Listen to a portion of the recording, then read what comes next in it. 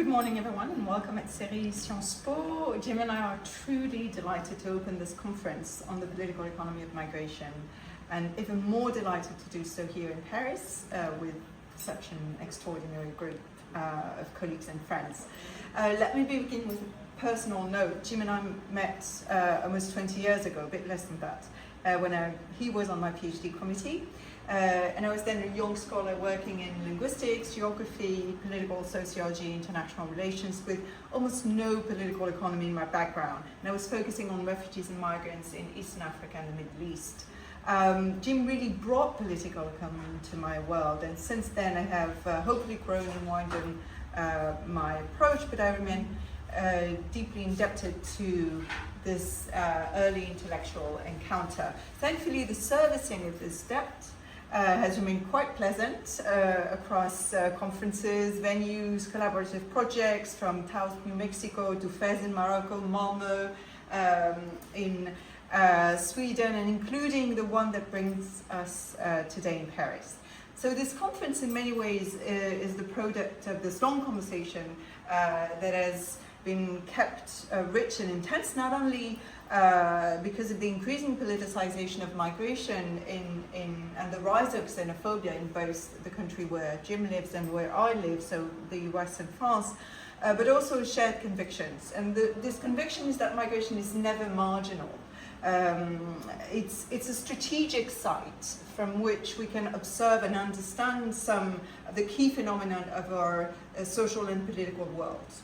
It's a point of observation from which to think about no less than states, markets, inequalities, rights, labor, and world politics. So the conference also builds on an earlier moment in our collaboration, a conference that was organized in March 2022 when Jim was a visiting scholar at the Institute of Advanced Studies. And we organized it with Flore Guibert, who also is in the room, and some of the participants who are here today, and I thank them for their returning to Paris. And this meeting was deliberately broad and plural, but it confirmed for both of us that migration research has become one of the richest and most dynamic field of social sciences.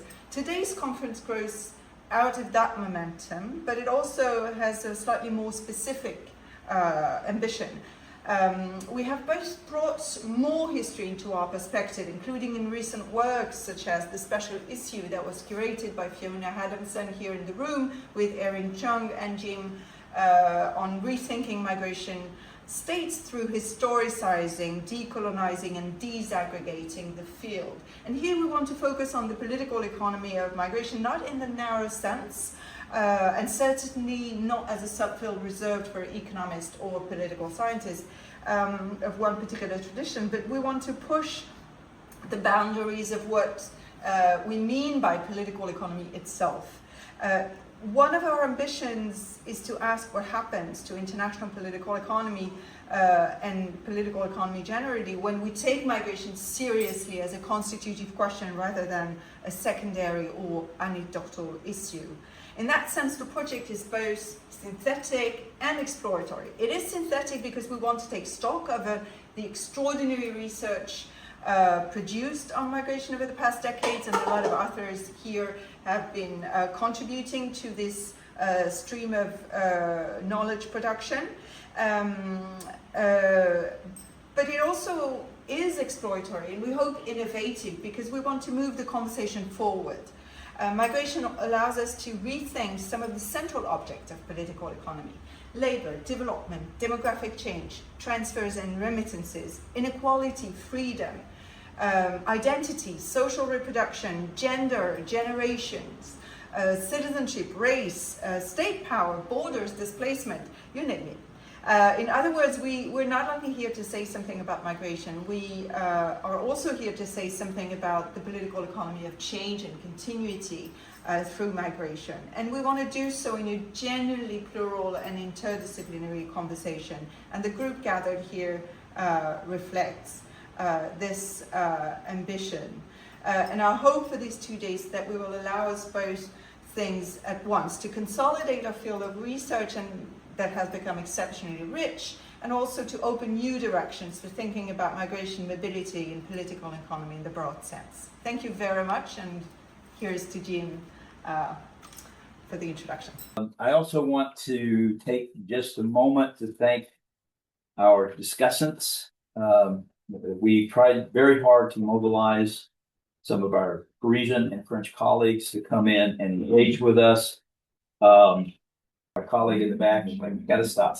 But I just want to mention them. You'll meet them in the course of this workshop. One of whom is sitting right here to my left, Captain Wenden. 1981 years that we've known each other. So we go way, way back to the beginnings of our career. So I'm grateful to her. Others who are yet to join us, although Yves is here, Yves Charby, 1981, quite a few years ago since we worked together at INED, at the Institut National de Démographie. So we do have an ambition. Flo, just in time, Flo Goubert, who just walked in back there. You'll get a chance to meet Flo in the course of the day.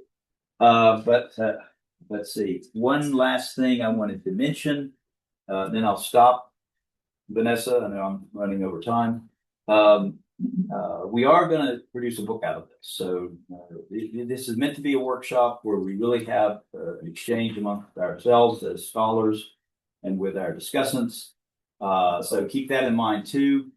I've got Stanford. I published several books with Stanford Press, and they are very eager to see this manuscript. So we got to get this done, and I think we've got a timeline of trying to wrap everything up by the end of the year, December. So that seems like a long way off, but we all know how fast time flies. Final thing, Vanessa, and then I'll stop. You will meet many of my colleagues and staff who are here.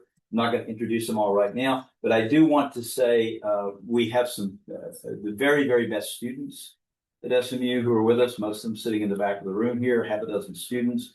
And each of them has been assigned to a panel and set of papers. So they will get to ask questions as we go through this session. And of course, you're going to get to meet these fabulous students who are our future, I think, not only in the US, but globally.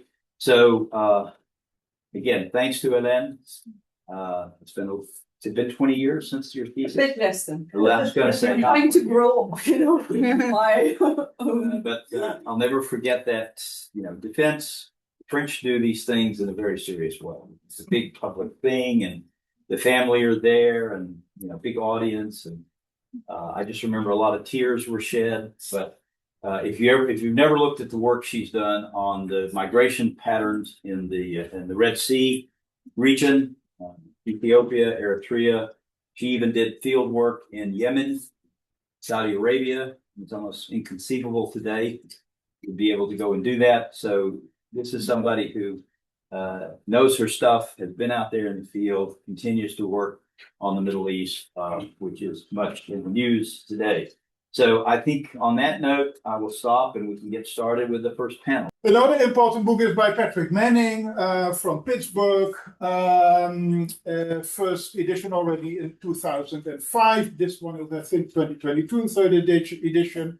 Migration and World History. And we owe a great debt to Pat Manning with his idea of cross-community migrations and using especially linguistic language as borders, and when people with different languages meet, that leads to all kinds of innovation and all kinds of social change. Social change not per se in a positive or negative way, and that, of course, it also depends on whom you ask.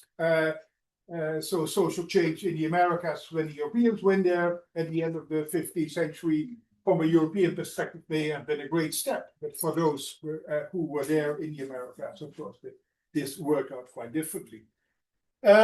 So we very much are inspired by Pat's work, especially in how to conceptualize migration, but also by a much more older, and most of you will know this, of course, the mobility transition article by Wilfred Zielinski yes, he looks at international, but very importantly also look at domestic. So people moving to the frontier, and think of especially big empires like China, Russia, and so on, but rural to urban migration, urban to urban migration, and circular migration. So these are all, let's say, types that we also use in the model that I will introduce in a moment. The only thing is that, and Zelensky also realized that, and I think that's very much also in the circular one, that what I would like to call organizational migrants are very important. So we talk about sailors, about soldiers, about missionaries, about so people who move not because and they within organizations and institutions, where the institution decides whether you move, where you move, when you move, and how you move. But of course, these organizational migrants are embedded with status, with power, and when you're interested in social change, these kind of migrants are of course very important because they have this power and status to change all kind of things. So inspired by all these scholars, which again shows how scholarship is a trait that you can only do with because you have so many wonderful colleagues. Led us to our scheme of cross-community migration. Again, this very much mirrors what Manning and Zelensky already did. So this is not so original, but I think it's very important for us to encapsulate migrations without being locked in by, let's say, modernity kind of nation state kind of definitions.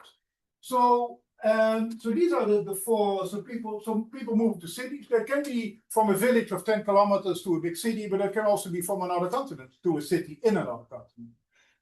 So this is the distance doesn't matter. To land, well, this is this more colonization kind of type that also Zelensky mentioned in his article. Again, look at China, where millions and millions move to the frontiers as agents of empire, etc. We know that story. Seasonal migrants, very important, especially in the 16th, 17th, up until the 19th century, and to some extent still today. And then what we in our scheme here call temporary multi-annual. That's not a very sexy term, I do agree. But anyway, this is where what I mentioned with the organizational migrants. So people who move from villages to cities, and the difference really becomes much less important the further you reach the time. So I think at this moment you might question whether this is still a big cultural divide. But for most of history, it was, because cities are different. Yeah, use Weber's definition of the city, institutions, public sphere, monetized economy, all kind of subcultures people from the countryside have to adapt to and also move into. Well, to land, mostly the ecology is very different for people who move from land to land. They look at Bavarian or Swabian German migrants who went to Russia under Catherine the Great in the late 18th century. Language is often different, and power relations are often different. As I said, both of these colonization types of land-to-land migrants are acting as agents of empire as such. So seasonal, this mostly people coming from, let's say, non-monetized types of agriculture going to monetized and dominated by wage labor. A good example are 10,000s of German peasants who moved to the coastal areas of the Netherlands from the 16th century onwards, where part of the year, so they would leave their wife, this is a male thing, wife and children behind at their small farm to earn hard money and then return. And each year they would do this. So of course also feeding back these kind of ideas of money and monetization and market ideas into these more peasant regions where they came from. Well, and then you have these organizational migrants which, as I explained, if you're interested in social change, are very important. So this led us to a very rough scheme that if you're interested in social change and social development and the relationship with migration, again, I'm not arguing that social change needs migration, but that cross-cultural migration often leads to all kinds of social changes, which can also be genocide. I mean, it's also a social change. But of course also very many positive things to mention when it comes to change. So how we see it is, so here you have these, oh, what did I do? It's touchscreen. There's a touchscreen. That's okay. a touchscreen, yes. Too old for that. So here you have these four types that we, of course then it depends on what kind of capital these migrants have, military, symbolic, etc. And very importantly, Sheila Bennett-Wiepers once called it membership regimes. So enslaved Africans, of course, encountered a very different membership regime in the Americas than, let's say, Northwestern Europeans who went to the Americas. And this together then, this is how we roughly see the relationship between, and for those who are interested, we did publish this scheme in social science history a couple of years ago. We did ask, because you can also quantify these kinds of migrations, and this is a book from 2014 I did with Jan, where we invited all kinds of specialists on Asia and Europe to quantify migrations through time, and also using our typology. And this was a very interesting conference and also interesting book, I think, because it showed that you can use this model, which was very much European driven, but I think this book also shows that that you can also apply it much more broadly and not only on when it comes to Europe. But to give you one very brief idea, this is, let's say, the types of migration. This is not a volume, just the division between the different types of migration between roughly Europe and China, and there's also is to some extent a contribution to the Great Divergence debate. It's interesting to see how Europe was dominated by these temporal multi-annual migration. This is largely soldiers. So this reflects, let's say, the many military conflicts that you had in Europe, which of course by competition, well, Charles Tilly's argument that this of course led to military specialization, etc., which also helps to conquer the world afterwards. And only then, but also from the 17th century on already is urbanization is an important. So you have a combination of military migration and urbanization, whereas in China, you see there is this land-to-land, this colonization to the frontiers of the empire is much more important. So you see there's much less military migration. Yes, there's a lot of fighting going on in the 17th century within China, but then this really diminishes. And you see that when it comes to urbanization, this is much smaller than in Europe and only explodes, you could say, and we all know this story, of course, from the 1970s, 80s onwards, and where China urbanized in incredible speed. And our argument is that social change is especially to be found in these military and urbanization kind of migrations, and much less in these colonizing migrations. So, now this is very roughly the argument. Well, then I still have 5 minutes, I think. Yeah. In the paper, I use some maps to show. So this is the kind of gaze that we use to try to get a grip on these globalizing and global migrations. For the paper, I looked only at the last 1,000 years. So yeah, only, I'm sorry, because the book has 50,000, so it's only 150. So very roughly, this is what this is a partial globalization because the Americas are left out. Of course, there are all kinds of migrations within the Americas, but I leave them out here. So you have already these sustained contacts between Western Africa and Eastern Africa and the Arab world, both North Africa but also the Middle East. Of course, between Europe and the Middle East, including the Crusades. So we talk about millions of Europeans who were involved in these Crusades, and a part of them also stayed here.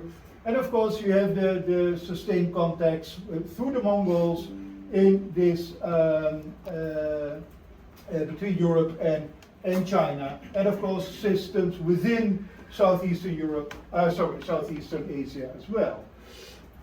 If we then move on in time, what you could call what economic historians call thin globalization, from the 1500 to 1800 basically. Of course, the forced migration of some 12 million in total, including the 19th century, West Africans and also Southeast Africans to the Americas, most to Brazil, the Caribbean, and only part of them to what is now the United States, is of course is an important change from the previous period. Now the whole world is connected, including, of course, through the Philippines over the Pacific, between Asia and the Americas as well.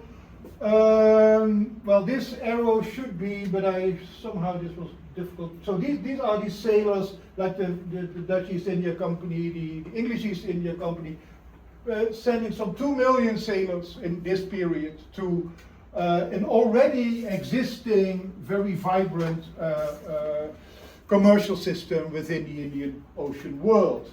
So, and of course also the enslaved Sub-Saharan Africans also go to the Islamic part of the world, so to North Africa, which they already were doing since the 8th century onwards. But so ending up, but these are much more females and these are much more males. So when it comes to gender, there are important gender differences in the composition of these enslaved Sub-Saharan Africans.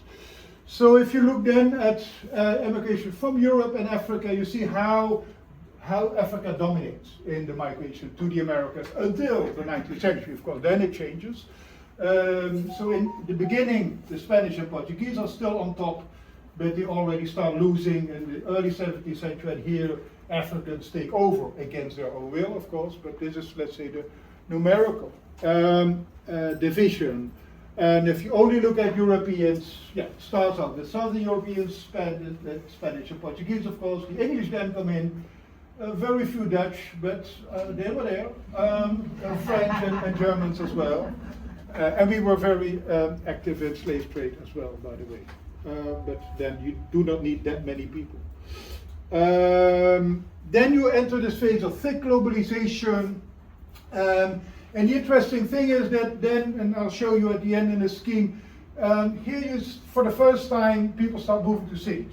Not every migrant from Europe went to cities in the Americas, of course, but also people went to the Midwest and so on. But if you look at the numbers, most of them ended up in cities, both at the East Coast and later on also elsewhere in the US. Whereas Europeans who went to South America, you see them also ending up in cities, but predominantly more in agricultural and areas in that place. Well, the slave migration then is very much reduced in the 19th century, and you see that there are two other magnets of migration, and this comes from a very important paper by Adam McKeown from 2004, where he shows that whereas we have been mesmerized by the great migrations transatlantic, but there were at least two systems which are very comparable in size, especially Northeast Asia, so Manchuria, etc., and the plantation economies in Southeast Asia. So we're talking about roughly the same kind of numbers, around 40 to 50 million in this period, and also reacting to the same kind of economic cycle. So you see that the economic globalization has already then is taking place. So and this is important also to Atlanticized, you could say, migration history. So Adam did a great job in that article and later on also in his book. Well, and then we end up with a more modern world in the last 70 years or so, which of course then also the Gulf states and the Middle East becomes very important. Well, Hélène did much important work on that, especially from South and Southeast Asia. Europe becomes much more a center of attraction. Of course, the United States remains such, but also, and we should not forget, let's say, these huge migrations, urban to rural to urban migration in China, which also has a tremendous social change effect in that society. And of course, within Africa, especially I mean, this is only part of the migration, so I just limited to world regions, as so to speak. So if you then summarize it and you use this scheme of the extensity, intensity, velocity, and impact, you see how it develops over time. But also it's interesting to see that the types of migration, as we define them, also change. So it very much starts with temporary multi-annual soldiers, sailors, etc., combined with colonization kind of migration. But then once you enter the 19th century, urbanization becomes much more important in these globalizing migrations.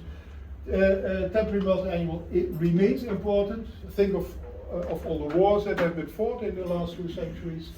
American soldiers coming to Europe, Japanese soldiers going all the places in Asia, etc. And then in our current world, it's the rural to urban migrations are now clearly dominating. So there is a shift over time in the types of migration. And then finally, I have a piece in this paper where I go into, let's say, the whole process of racialization from already the Middle Ages onwards, as Geraldine Heng has so beautifully explained in her book on the invention of race in the European Middle Ages.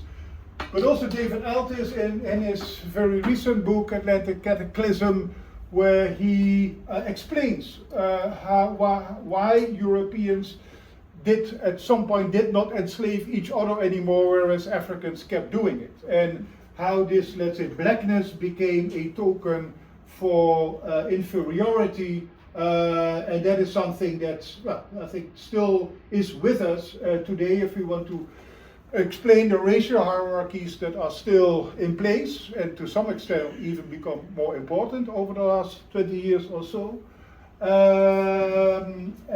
So there's this part of the paper that I don't have time here now to explain.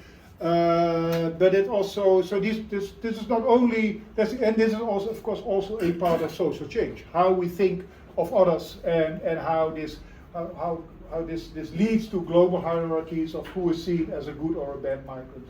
So I'd like to leave it at that. Thank you. I'm going to talk today about the book that I'm writing. It's called The Migration Rent.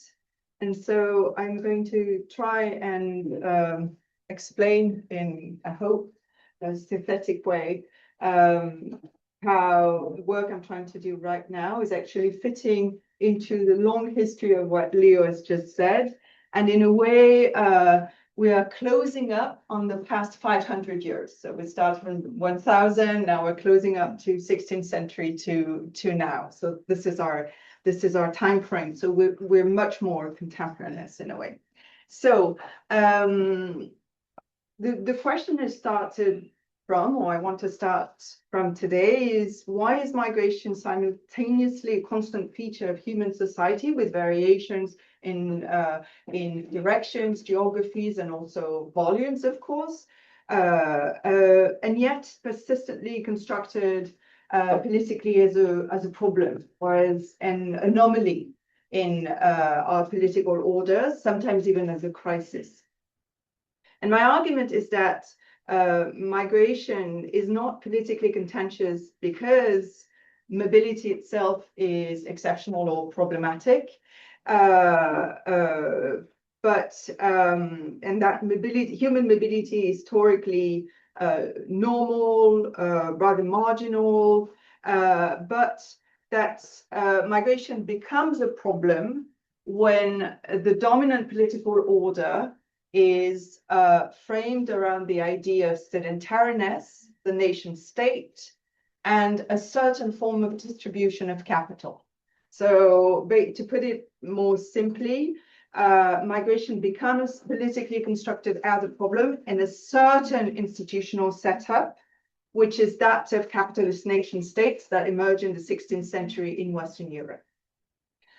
It doesn't mean that migration doesn't happen elsewhere before. It's not necessarily politicized, but it's politicized the way we see it now in a very specific historical and geographical context. And this specific historical and geographical context has expanded across the world through the processes of colonization and the imposition of the nation state as a certain political order across the world through imperial conquest. The idea of the migration rent, which is the notion I'm working with, seeks to capture the contradiction between mobility as a process and the politicization of migration as a political problem or anomaly.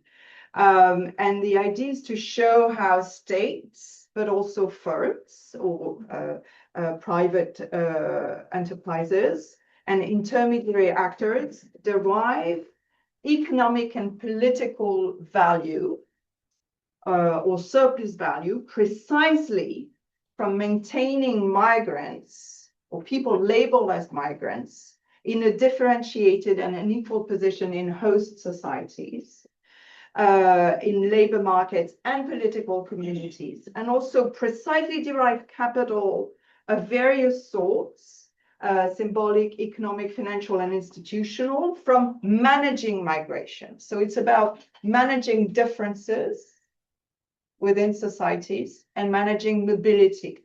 And these are the two legs of what I think about as the migration rent. The political construction of difference and mobility as generative surplus value. And as a sort of introductory note, of course, you probably get this, the idea positions itself in a broader intellectual shift towards reflections on the politics of difference, super diversity, where diversity is increasingly treated both as a given outcome of migration and an object to be governed by state, cities, and society. And I'm trying to move away from the idea of migration being just being governed, but migration being produced also as a political process. And this perspective resonates with political economy, with political science, with history, geography, but also with anthropology. And I'm just here using a side note, going back to Claude Lévi-Strauss, who argued that the goal of anthropology was to identify universal forms of thoughts and morality, its primary task remained the analysis of an interpretation of human differences in culture institutions. So I think we can do both. And it's also echoed in Frederick Barth's anthropological work on frontiers and the borders of social organization.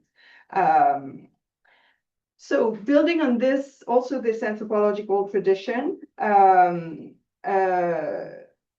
my point is that migration does not simply produce diversity, but what counts as migration, as opposed to movement or mobility, is itself a political economy construct.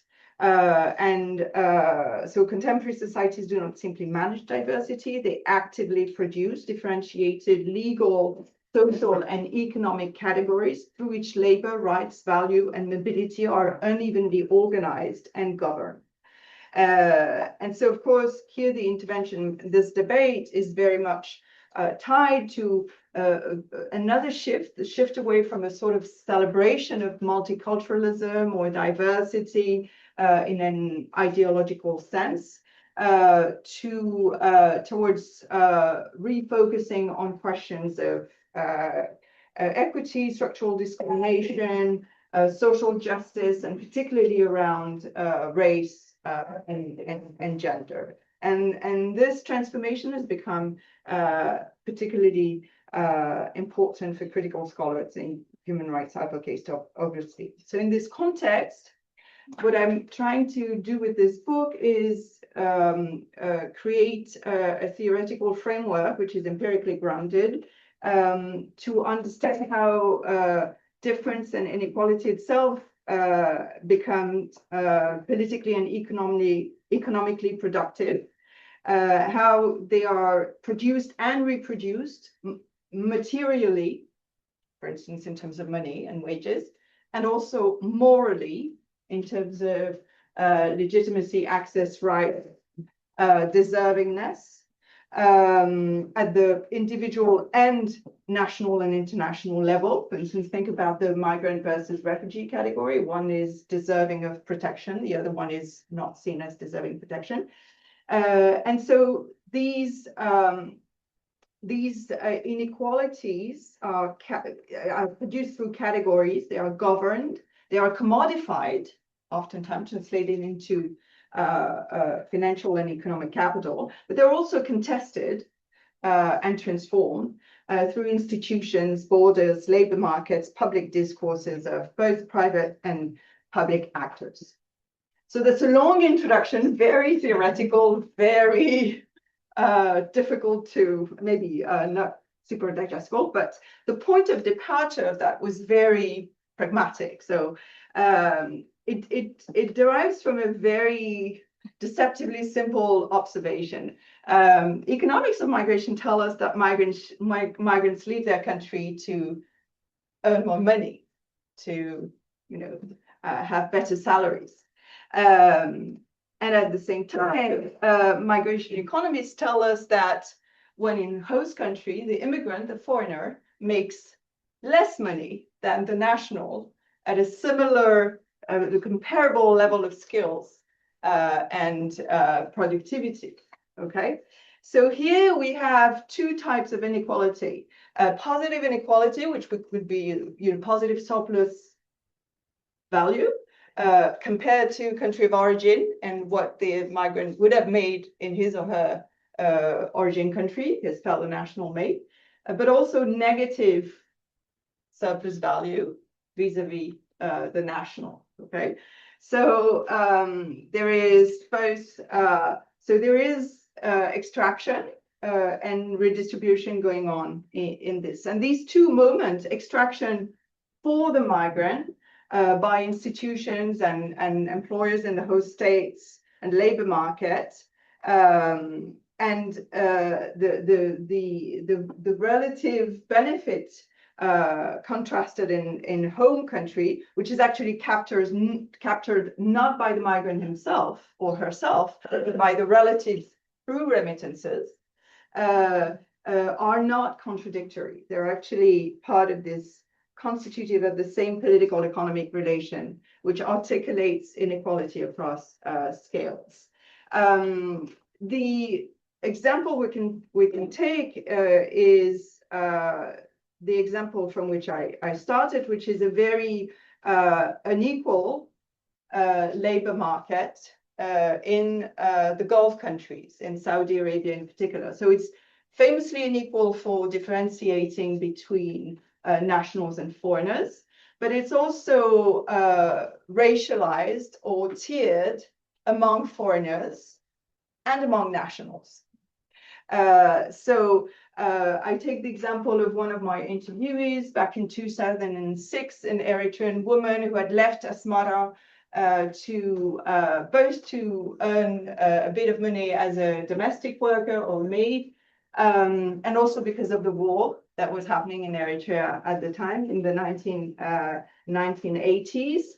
And she worked in a household where there were two other maids, an Indonesian maid and a Filipino maid. The Indonesian maid was making less money than herself, and the Filipino maid was making more money than herself. So there was a tiering for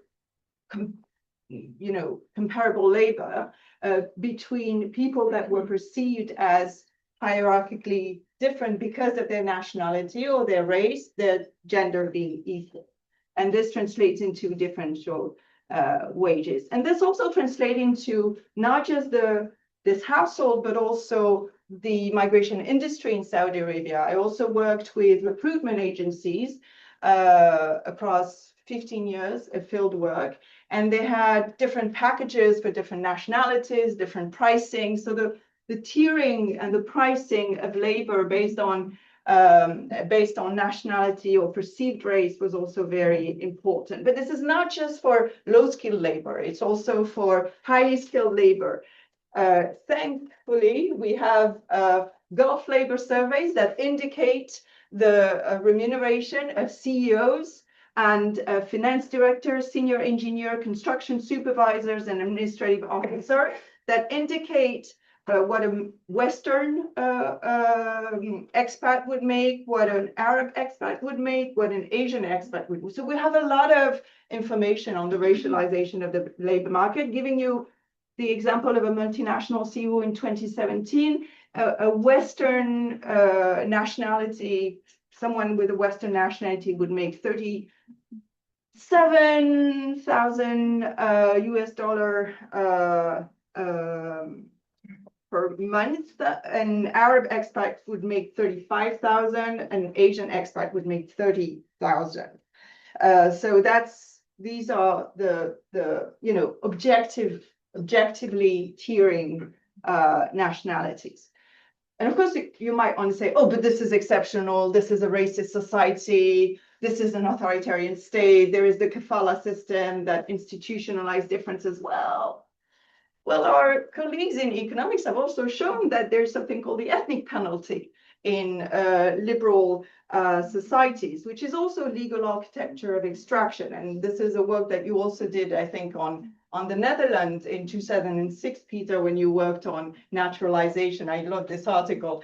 Of course, so there is discrimination in the labor market with the same type of skills for people from different origin, not just the foreigner and the national, but also after naturalization, there is still, there is a little boost as you showed, and a lot of people showed that, but still inequality remains. So it's it's what, critical scholars have called the racial capitalism. So the enduring inequalities despite legal equality in liberal context. I'm not going to expand upon that. So the argument here is that, if you remember my introduction, is that it's not an issue of market failure.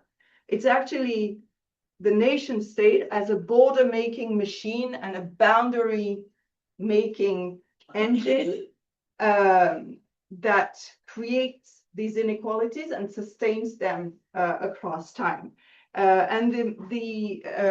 Also echoing Leo, I also use in the book the metaphor of the enclosure of belonging as a reference to Polanyi and the political economy of modernity, and the enclosure of land. Here we talk about the enclosure of identity and rights, which are created as bounded to not so much to territory, but to a legal status, which is the citizenship. And this actually has been worked through by Marxist political economists for a long time. And we have in France a not very well-known political economist called Yann Mouvier-Boutang, who has worked on this and shown the continuity between slavery, indentured labor, what he calls salariat bridé, so brittle labor, and contemporary labor markets. And that's kind of where I'm going also. And I love this quote in his work, which is: La gestion de la mobilité du travail est ainsi l'enjeu premier de toute politique économique sérieuse. So managing workers and labor mobility is actually the primary goal of any economic policy, any serious economic policy. Interestingly, the enclosure of identity and political rights as a form, as a device for extracting surplus value is not just the business of states. It's a public-private partnership, and it has always been. It's been the case during the colonial time, when you had you had firms and states working together to organize the exploitation of workers across colonies and metropolises, and we've worked with Thiollet now a bit on that, producing institutions of exploitation or extraction and differentiation that varied across colonial context, the British colonial context, the French colonial context on which Thiollet has worked, and the indirect corporate colonialism of the US in Saudi Arabia. And a lot of political economists from the Middle East, like Saad Eddin Ibrahim, Madawi, and other colleagues from the 70s and 80s, have also worked on these public-private institutions of extractions. They've worked before Branko Milanovic, they worked on the citizenship premium, talking about of citizenship in the Middle East as a secondary rent. So here there's a lot of literature also that is much less referenced in contemporary political economy, that comes from a very strong tradition in both English, Arabic, and French. And interestingly, this also, of course, but I'm not going to expand on that because you talked about it, connects to the historical and colonial origin and the long history of these work, and I've worked about it. Now, moving on to the end of the presentation, I want to make two more points. So first, the idea that the migration rent is not just about wages, it's about infra and superstructures of the political economy. So it's about material extraction. It's also about creating and sustaining institutions of differentiation that reproduce across time and that are backed by a moral economy. So it's not just a material economy, it's a moral economy allocating moral value to individuals, different individuals based on race, based on status, based on class. And I've worked on something I call the skill-based order of things, that the more skill you have, the more human you have. And I'm echoing the word of Natasha Iskander, who is an Egyptian anthropologist. And here, it looks like a very fixist and very Marxist. Of course, I'm a Marxist, but it looks like a very fixist way of thinking things. But it's also dynamic across time and across generations. And it's dynamic across space. So, of course, the temporal dynamics matter. Integration lowers the possibility of exploitation. As you showed, naturalization increased the income of foreigner, but there is also a sort of resilient racial capitalism. I've said that already. It is the case, and this is shown across the world, not just in Western society. And if we want to look at the superstructure of exploitation, we don't need to go to Saudi Arabia to look at the migration industry in Asia, as you mentioned, which is a long history. We can also look at Europe and to look at, for instance, using the work of Sandra, to look at the way European states have constructed systems of rentierism around the management of migration. So you have free circulation on the one hand within the Schengen space that is not so free and suspended, but also a redistributive system, an extractive and redistributive system of rents across countries, countries within Europe and outside of Europe. And of course, externalization of migration control and asylum management is one of these vectors of rent circulation. And a lot of colleagues have worked on how states outside of Europe extract a rent from managing migration to Europe, but in a an analysis that I'm working on now, I show that actually migration state, and especially co-migration state, Sweden, Germany, and Austria are extracting resources from Europe and from other states by in the migration, in the management of migration, whether preventing migration or pushing for more migration. So here, I think I'm going to stop, and I hope it was not too confusing. The second point I want to make, and that's my conclusion, of course, it's risky to try and do a grand theory of anything, and maybe a bit overly ambitious. But I started reading anthropologists again while writing this book, and I started reading Malinowski again. And I was interested in, looking at the way he criticizes what he calls the armchair anthropologist versus the fieldwork anthropologist. So I hope I'm going to be a sort of both, a fieldwork political economist and also an armchair political economist, because what Malinowski says is that the armchair anthropologists do the grain theory, and they have the prestige of, grain structural theories, and the fieldwork just tell the stories of what happens on the ground. And I hope to bridge her.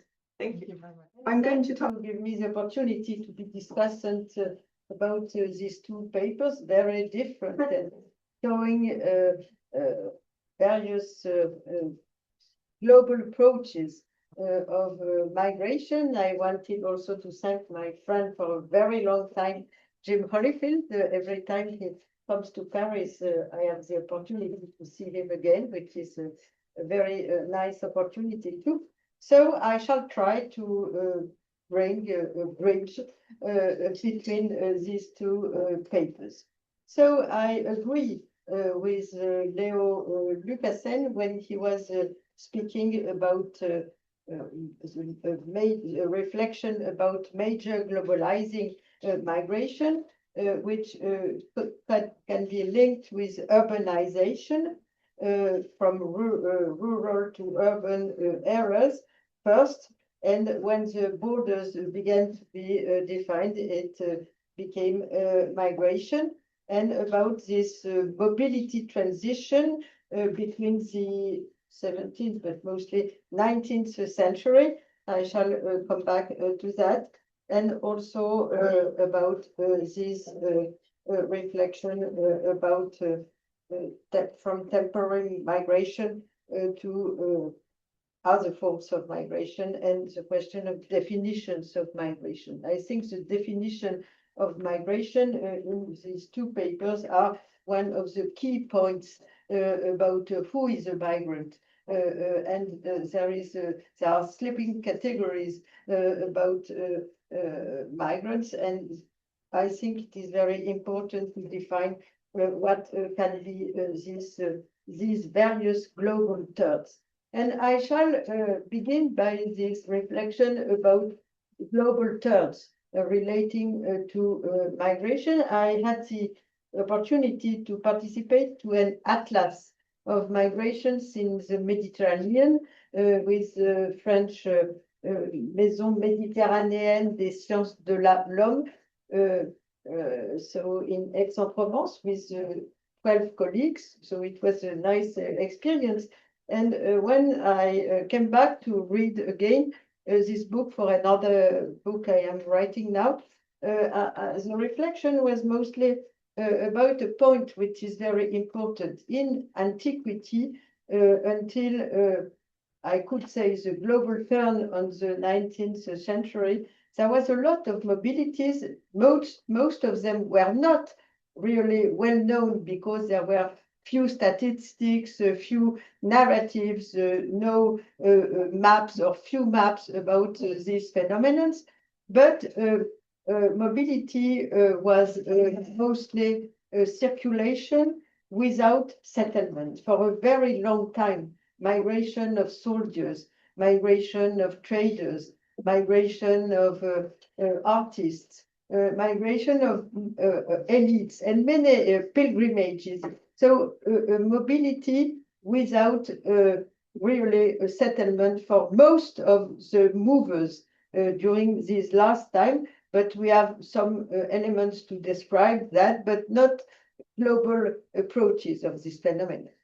After there was a global turn of Fernand Braudel when he said that the Mediterranean was not anymore the most place of mobility with the discovery of Latin Americas by Portuguese and Spanish. So it is a very important turn.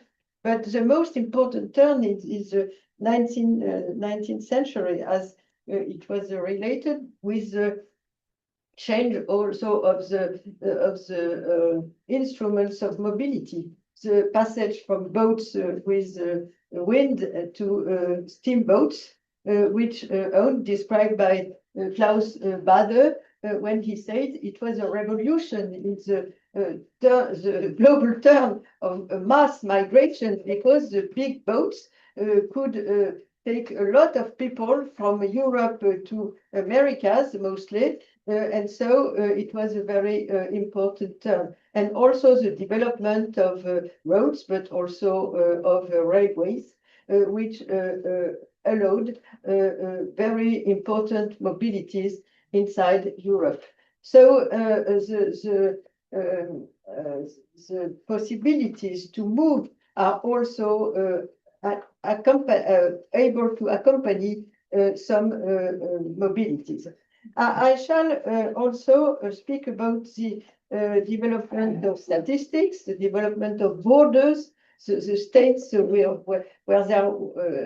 there were perhaps some very badly defined limits began progressively in the 16th, 17th, 18th, 19th century to have tough borders, also change these movers into migrants. And so the organization of supplying labor force, what was said by Hélène, how to supply labor force in countries. And I think in this reflection about the global terms of migration, there has been a very important change between the 19th and 20th century. In the past, with the distinction between countries of immigration and countries of emigration. In the past, the countries of immigration, like, for example, the American countries, were rather weak countries because they were former colonies, and the commerce were coming from very rich and also countries which has a lot of power. So the countries of immigration wanted a migration of settlement and of work in most cases, but they were not able to have very tough policies because they wanted to have people who accepted to settle. They were needing of labor force, while the countries of emigration were very tough countries, empires and so on, who wanted to get rid of a part of their population, but they were managing the right to move because they were able to say, we don't want to have some people to go out because we want soldiers, we want tax payers, we want people working in agriculture to feed the population and so on. So the difference between this period when the countries of emigration were very important countries, mostly empires, Russian Empire, Ottoman Empire, Austria-Hungary, and so on, while the countries of immigration were rather weak in international relations, had a very important impact on how can we define migration policies. While now it is the contrary, most of the emigration countries are coming from weak countries who are not able to define really the immigration policies, while the immigration countries, mostly Europe, the US, Japan, Australia, and some others, are powerful in the possibility to define the rules of migration. So we have entered in a global turn, I could say. For me, the global turn is the collapse of the Iron Wall, where millions of people could move, the Chinese mostly, people from former Russia, USSR, from former democratic Eastern countries, for many places in the world, including Cuba and so on. So it has been possible for people to move and to have access to passports. It is a revolution, access for most of the population of the world to live, but a very difficult possibility to enter, because the countries of immigration are very powerful and have the monopoly of the definition of migration policies with visa systems. So it is a very important turn, I could say. So we have to see these different steps if we want to have a global view about the evolution of who is a migrant. What is the most different? With an Italian colleague, we were discussing about citizenship last year, and he said me the Edit de Caracalla. The Edit de Caracalla, we don't necessarily remember about that, in 212, says all the people living in the Roman Empire are Roman citizens if they are not slaves. So it was another approach. The difference was not between foreigners and nationals, but between slaves, free people, and slaves. So it is another definition of the world, I could say. And now the definition is about people from the south and the others from the north, not between foreigners and nationals, but between who are they coming from. So it is very important with the European citizenship and some other definitions. There has been a change. The border has changed, and the possibility to define the policy is a monopoly of northern country. And it is a reflection also about the research which is conducted by Hélène. I agree with her when she is speaking about perhaps some hints about racial capitalism and Olivier Bouton that I have known as a colleague for a long time, and about the reflection about the migration rent. But perhaps I shall be end by two questions. The first is about we are coming back perhaps in Gulf countries to the model of antiquity, migration without settlement. How long can we have migration without settlement in Gulf countries? Now there is de facto, I heard her in another conference in Morocco, multiculturalism is developing, and there are some forms of modernities in this new commerce from Eastern Asia to Gulf countries, for example. So it is not just workers, they are changing partly the way of life of these Gulf countries.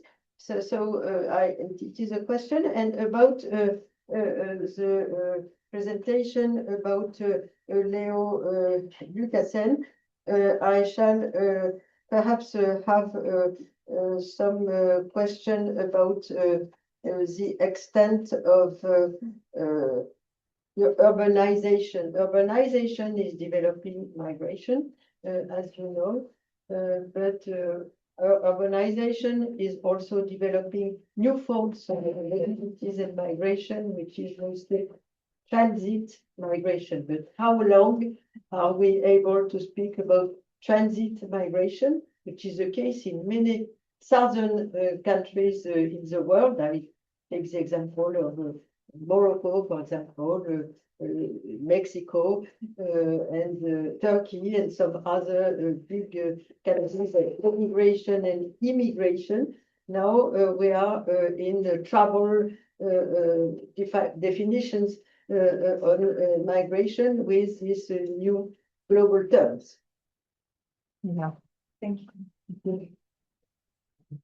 Well, Leo, Hélène, thank you so much for sharing your research and your knowledge with us. I appreciate it. My name is Emiliano Hernandez Posada.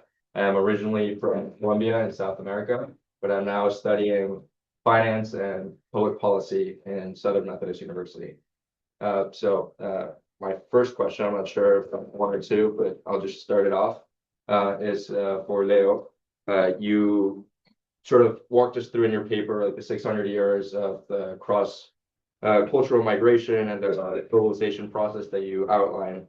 And you brought up positive examples of how migration, which you define, or migrants you define as agents of change, how there are positive examples, whether it's the Jesuit astronomers or Chinese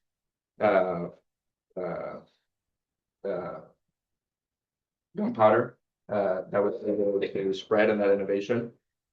My question would be surrounding what can we learn about what types of immigration and under what conditions. You mentioned sort of the membership regimes for that migrants' existing capital that provides the greatest mutual value both for the migrants and whatever place they're immigrating to.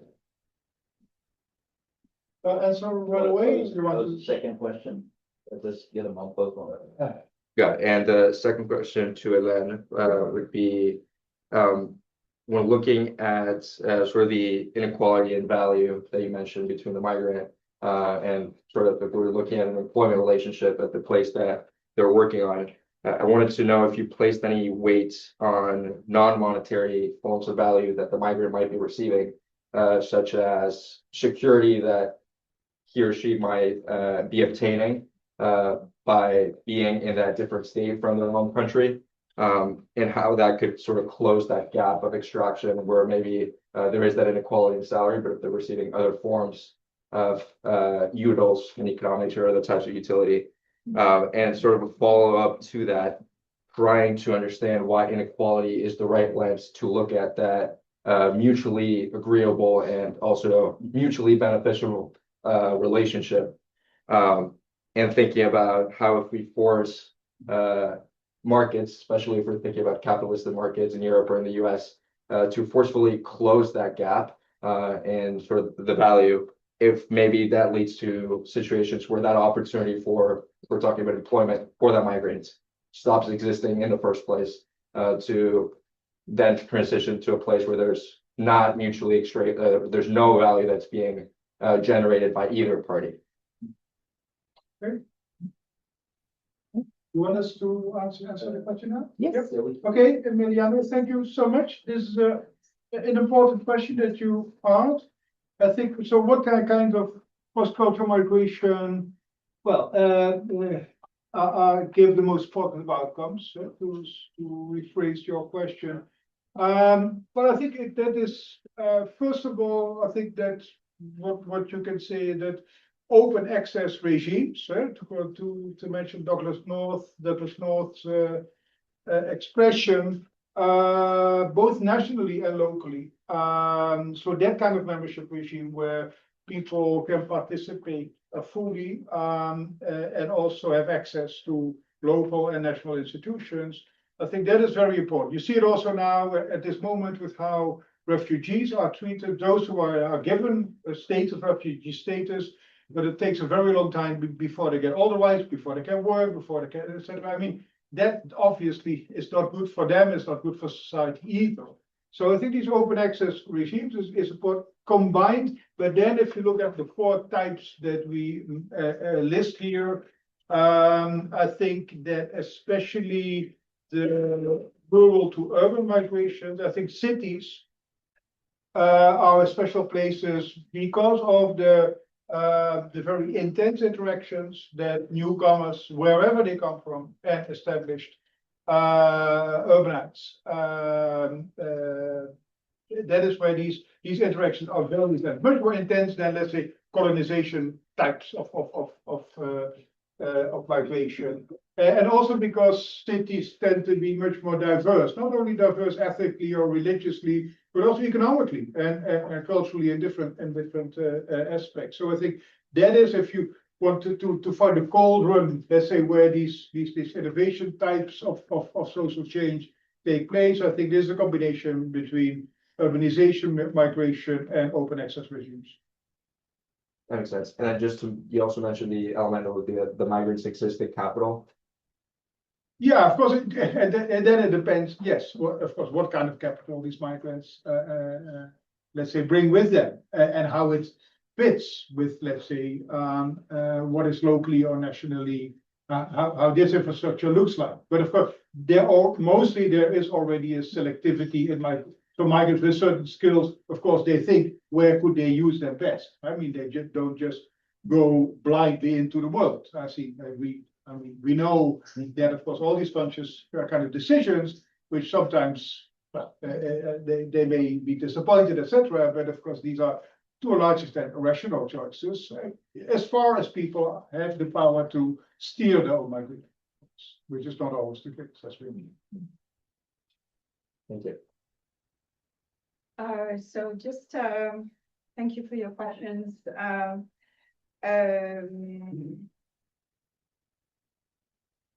So yes, I think I mentioned that, but it's very good that you point to it. The surplus value that is generated by mobility and the legal and political institutions that organize it is both material and immaterial, and it goes in various ways, as I tried to say. But it's good that you're raising this point. So it can be extracted from the migrant, channeled towards the migrant, extracted by states, extracted by employers, and so there's the circulation of this surplus value across categories of actors, public, private, and the migrants and migrant community are part of this political economy. And it's material and immaterial. If you take the example of refugees and migrants, or irregular migrants or illegalized migrants and refugees are person deserving protection, but with, in Europe at least, delayed access to labor market, whereas the illegalized migrants is someone without an administrative legal status, but with access to the labor market, the informal one. So the question is also to factor in both formal and informal institutions and all types of situations. The second point is that the inequality is not just between nationals and foreigners, it's also within different groups. It's intersectional, bringing in gender, age, class, race, whatever you want. And then to your last question, which is the most challenging, coming from political economy and classic approaches to market, that my point is to say that the market doesn't seek to close the gap. The market is creating the gap. Yeah. So there's no, this is what Jim and other colleagues have worked on. So legal processes allocating rights to disenfranchised participants in the market and political communities are corrected to a structural feature that is producing inequality. And there are two legs in this structure, and it's the state, which differentiates between insiders and outsiders, and the market that is not disembedded from the state. It's for me, it's connected to the state. So I'm great transformation here. And so there is no, so it doesn't mean that there are no, my point is not to say that there are no benefits. I'm talking about surplus value in a very, very Marxist way. So it's not about capital, growth capital, or benefits. It's about differences, differential revenue, and according who you observe and where you look at things make difference. So inequality, it's politics of difference. I don't put a moral. Me as a researcher, I don't put a moral value on inequality. I'm just looking at it as a structural process of creating and entrenching differences along various lines. Oui, donc, peut-être prendre d'autres questions.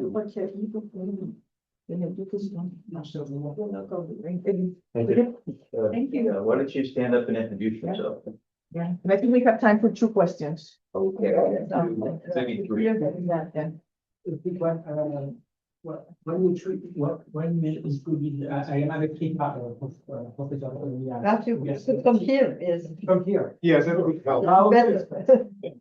my question is short. We don't bite. Okay. Yeah. Say, Yeah. loudly. There is a lot of that dimension of rent. I thought would be really interesting to mobilize also. I thought about the political rents in terms of the discourse, the different in the political arena. We see that when resources are scarce, as today, migrants topics become the rents by itself. How we talk about that, about it, is really very unequally distributed in the Chiquet politique. And some parties have rent, and huge one, and this interacts also with the economic rents. Then if I can just react very quickly. Absolutely. I didn't expand upon the migrant theory of the migration rent, but there are various types of rent. So symbolic, political, discursive, infrastructural, material, financial.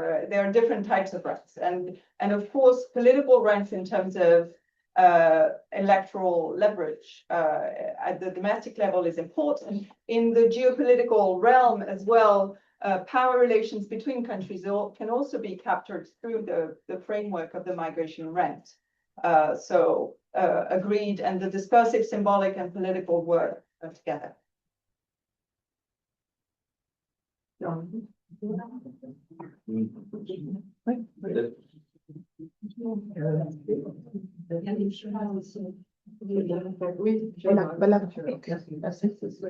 Thank you very much. I would like first of all to say that I was really impressed by these 2 brilliant contributions, because you show such a broad view, which is highly stimulating. I would like to start from what Leo said about the fact that we must not lock up ourselves in modernity. And this is crucial, because as a demographer, I'm absolutely appalled by the total lack of sense of history in their work. And to that extent, it's very important. You have to, and the 2 major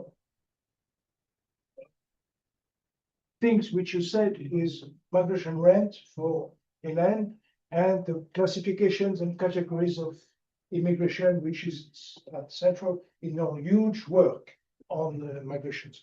So my question is the following. Clearly enough, the nation state is an essential actor throughout centuries.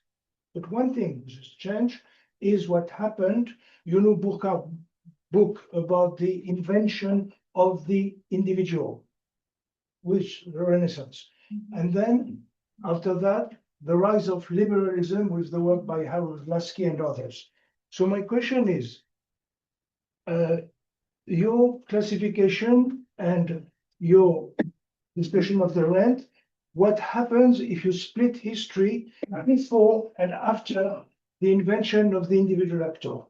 Surely, I can just think of Louis XIV, the Sun King, who said, my people, but not individual, not actors, not citizens. So how does that affect your classification? Clearly enough in Europe, but maybe elsewhere, after when the ideology of the West spread over colonized countries. So would that mean that maybe you address it in your book, but how would that cross-cut your work? And something with the migrant red, you know that during mercantilism, three utilities: work, labor force, taxes, and army. But because there was complete control of the individuals, what happened the migration rent when it turns into societies where there is necessary bargain between the states and the actors? But again, congratulations. Thank you. Yves, this is a very difficult question. Leo, stand up. Oh, sorry, yeah. Yes, no, Well, difficult questions are, of course, the good questions. I really have to think about it. But let me, I'm not, I think that I would not be so sure in accepting this idea of the invention of the individual. I think that is also very problematic. I think it's similar to this idea of modernity, only it's 2 centuries earlier. And I think if you look at the real long durée, and you go back millennia, I think there are ample examples where you can show that individuality is counts. I mean, if you look at the Greek city-states, etc., I mean, this was also their individual rights were there. And secondly, I think but I'm not sure whether you imply that, Yves, that when it comes to let's say how Western ideas, institutions, etc., spread over the world. I mean, whether you see that in a kind of diffusionist kind of way, because I think there's many critique has come to that. I mean, look at Stasavash's book on democracy, for example, where he argues that democracy is not something that came from the West, but which already was embedded in all kind of places throughout the world for a very long time, especially in more localized and societies. So, but I'm not sure whether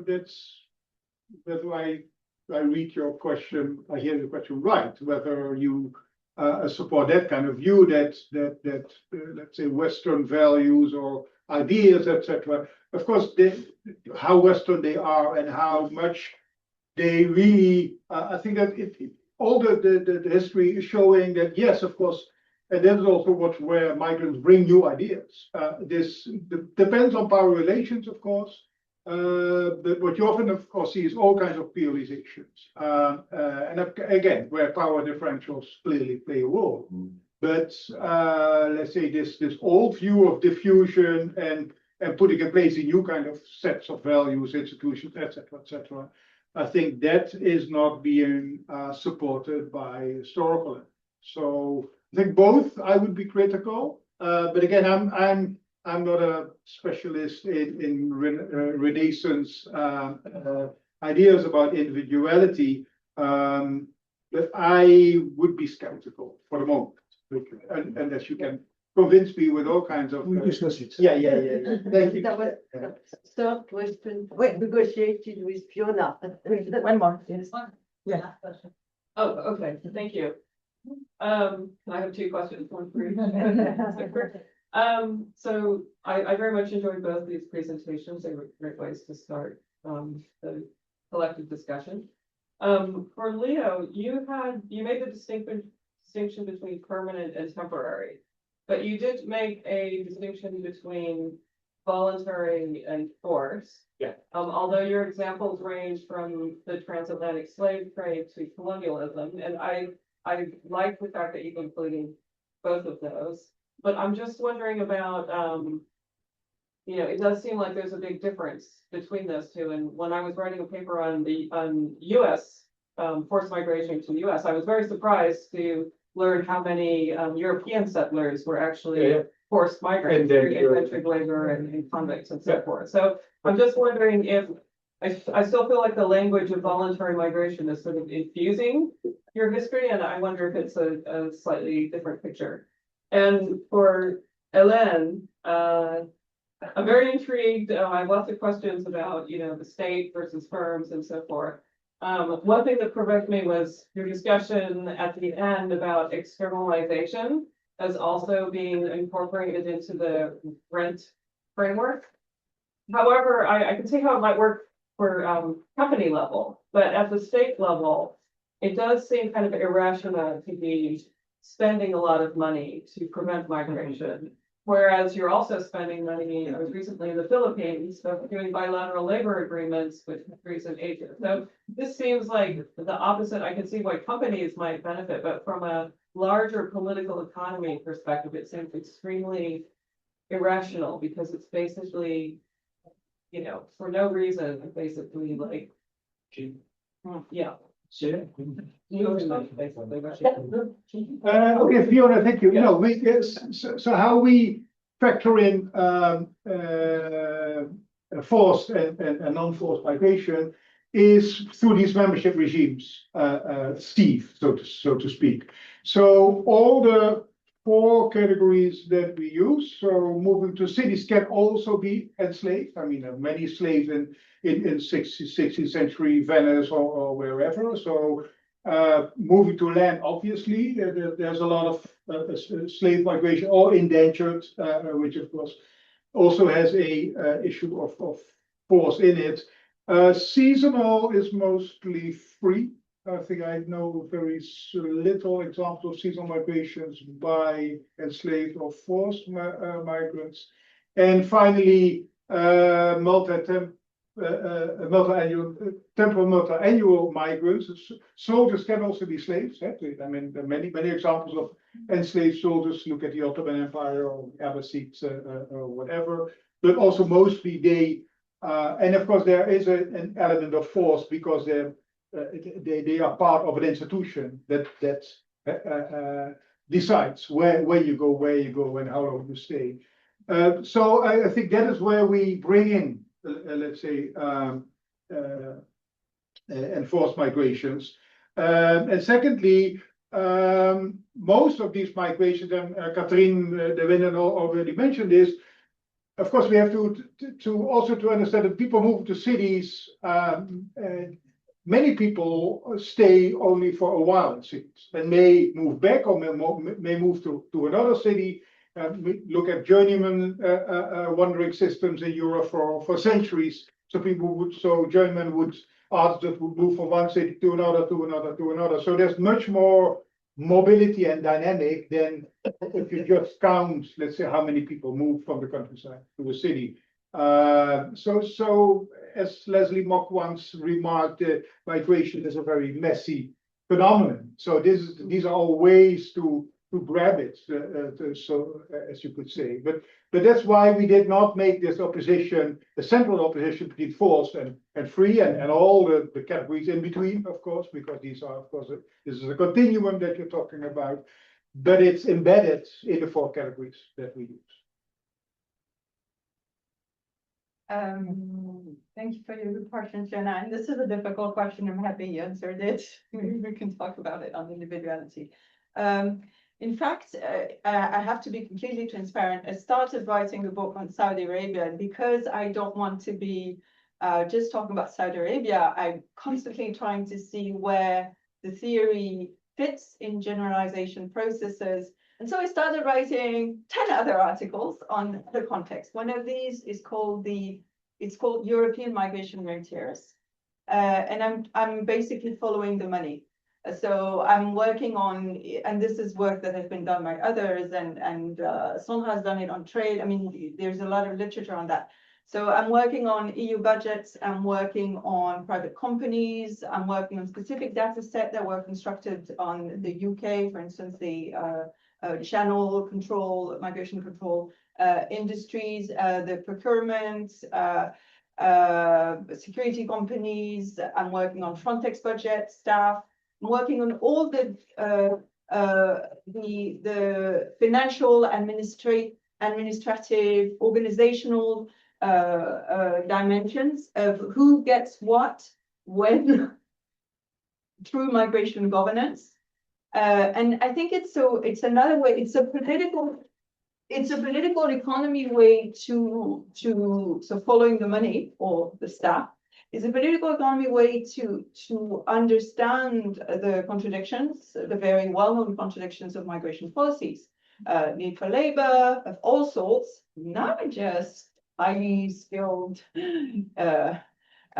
IT people, and border closure. So it's, you know, these dilemmas that Jim has talked about and numerous other scholars, and look at it as a sort of very Hegelian constructive contradiction that is constantly fueling migration policies. But if you unpack it as who benefits when from what, towards which audience, it's a very clear, it becomes very clear. And for instance, in Europe, the countries, this is the initial economic analysis I've been doing, the countries that benefit the most from the EU budget funds for migration control, so the money flowing to member states, are Sweden, Germany, and Austria. So it's not Italy, it's not Spain, it's not Greece, it's the core states. So I'm talking about money flowing back to the member state. So that's interesting. So there is a rent coming back to the states, which are the one fueling the anti-immigration politics. And it also works for symbolic and political rents within these poor liberal beating heart of the European free circulation project. So there are also political rents within countries. So if you unpack scales or levels of analysis, so local, you can look also at Calais as a municipality, Dover, you can look at Ventimiglia in Italy, and you can unpack it at various scales, and it works to understand these material and immaterial interests embedded into these contradictory politics. That's it.